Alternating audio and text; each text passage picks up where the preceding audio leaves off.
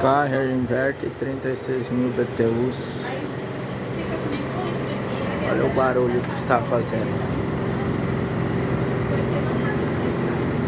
A situação do motor ventilador está sem apoio, balançando muito as turbinas.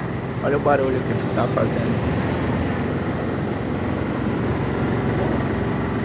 Se você tá tendo dificuldade com esse tipo de aparelho, vou dar uma dica ideal agora. Daí eu vim aqui, aí acabou o barulho. O problema é no coxinho do motor do ventilador. Ficou bem silencioso. O motor afirmou mais.